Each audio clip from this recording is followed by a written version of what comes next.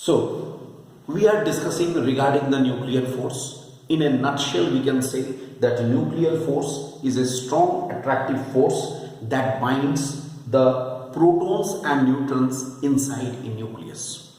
Inside a nucleus, in a tiny nucleus, it binds all these protons and neutrons.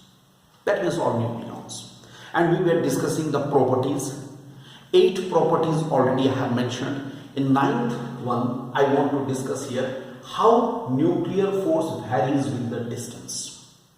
For this, we have drawn a graph. That also I have told what graph we have drawn. You see, this point can be discussed like this. Here, we see first that the potential energy, you can write here the potential energy, the first point is the potential energy between a pair of nucleon, right? Potential energy between a pair of nucleon is minimum at R naught equal to 0.8 Fermi. You can understand.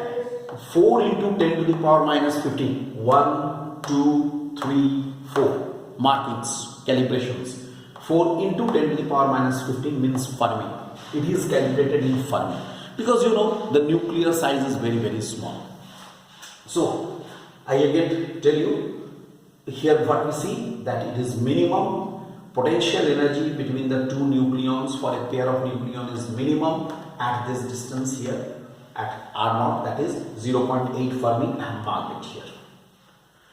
Then for R less than R naught, R less than R naught, okay, R less than R naught, what we are seeing, we see here for R less than R naught, if R is less than R naught, then the potential energy between a pair of nucleon will decrease as the separation between them is increased. It will be decreasing as the separation between them is increasing. And this portion of the graph is showing the repulsive force. Here is the repulsive force. Okay? This is the repulsive force. This portion is repulsive force. Then for R greater than R naught means here, as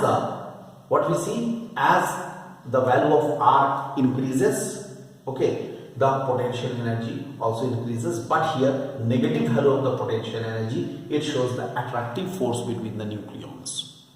इसका मतलब वो when nucleons are very, very close, the repulsive force, and after a certain range, attractive force. Okay, here R naught को जहाँ वो cross करेगा, attractive force. And finally, what we can say that here we can say that at R is equal to nearly R is equal to 4 Fermi, right? 4 Fermi. What happens? The potential energy is becoming 0. Potential energy is becoming 0 here at 4 Fermi. So potential energy at nearly this, the nuclear force, here it is, nuclear force is 0 in this. So these are the few things we are getting from here, this graph. This graph is an important graph. You can study this graph. These are some important graph. This is an important graph. This was the discussion regarding the nuclear force and its properties. Now, what we were discussing, inside a nucleus, obviously we have said that inside a nucleus the nucleons are there, they are held together by the nuclear force, but other than nuclear force, one more source is also there, okay, due to which the nucleons are bound together. For that I want to discuss here the mass defect and, very important, mass defect and binding energy. Let us now discuss the mass defect and the binding energy. Right, mass defect and binding energy. Suppose this nucleus is there, as we tell you N plus P, okay, nucleons. So here, suppose this is a nuclide of element X, right? Then mass of a nucleus is mx. Suppose I am considering a nucleus XAZ. It is a nuclide, you can say. Nuclide XAZ. Here is XAZ. I write here better. XAZ. इसका क्या होगा? इसका मास कितना है? mx.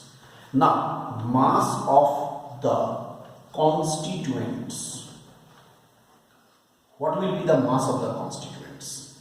That is equal to Z into mp plus A minus Z into mn, where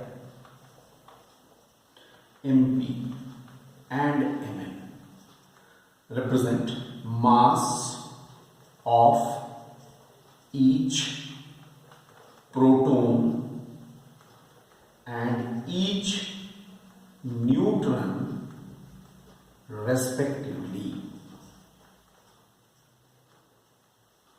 Each proton and each neutron respectively. That's why Z into Np, number of protons into mass of each proton plus number of neutrons into mass of each neutron will be the mass of the constituents. Actually, this mass of the nucleus and the mass of the constituents must be the same. Mass of the nucleus and the mass of the constituents must be the same. But it is found that mass of the constituents, it is found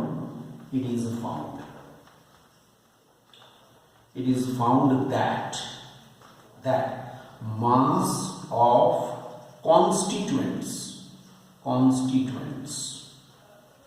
is found to be greater than the mass of nucleus. They are not found to be equal. They are found to be unequal, and rather I will say that here the mass of the constituents is found to be greater. Okay, so the difference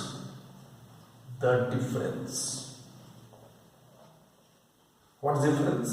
ZMP plus A minus ZMN, okay, minus MX. This difference, I am talking about this difference. This difference is here called delta M. This is called the mass defect. See, ZMP plus A minus ZMN, okay, minus mx, that is equal to delta M. This is called mass defect. And you know the factor delta M by A. What is this called? Mass defect per nucleon. What is this called? Mass defect per nucleon. This is known as packing fraction. The factor delta M divided by A, that is called mass defect per nucleon. This is called packing factor. Packing fraction. And according to Einstein's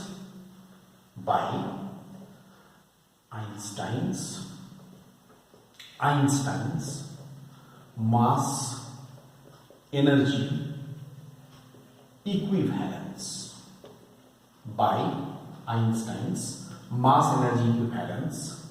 right? What is this? E is equal to mc square. Just to remind you, the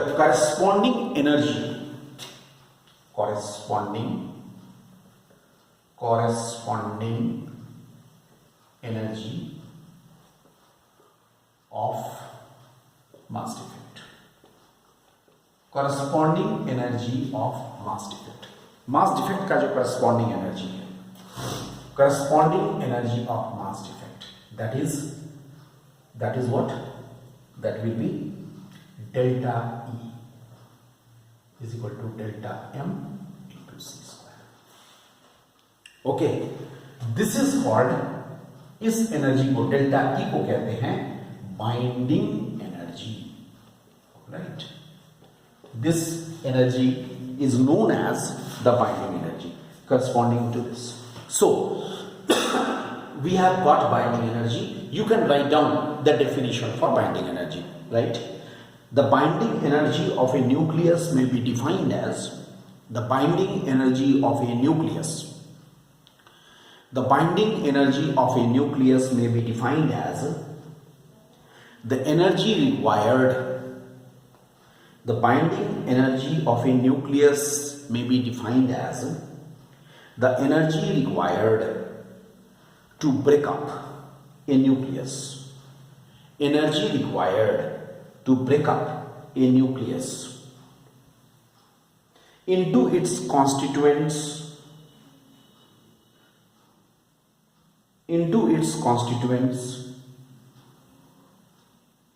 protons and neutrons, and to separate them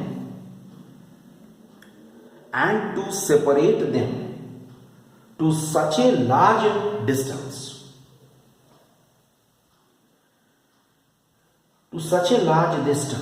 that they may not interact with each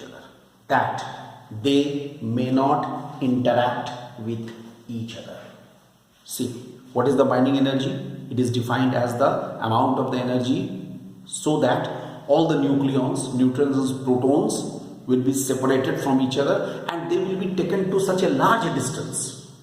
They will be thrown to such a large distance that they will never interact with each other. But one more thing I just tell you in this context, there is a factor delta E by A which is called binding energy per nucleon. It is called binding energy per nucleon, right? It's a very important factor. Binding energy per nucleon is more important, you can say, than the binding energy only. Binding energy per nucleon is more important because to discuss the stability of a nucleus, this factor is taken. So if you want to define this binding energy per nucleon, how can we define it? We can say binding energy per nucleon is the average amount of the energy needed. It is the average amount of the energy needed. Okay, it is the average amount of the energy needed to separate one nucleon from the nucleus. To separate one nucleon from the nucleus. That is called the binding energy per nucleon. And mind this, binding energy graph. This time binding energy curve has been removed from our syllabus, but binding energy curve, with the help of the binding energy curve, we can see the stability of a nucleus, and in that we plot a graph for binding energy per nucleon versus mass number. I mean to say binding energy per nucleon is a very important factor to indicate the stability of a nucleus. So this is all about the binding energy and mass defect. Alright. So in this chapter only two topics are left, that is nuclear fission and nuclear fusion. With that, this chapter will be closed. I hope in the next class it will be done. Thank you.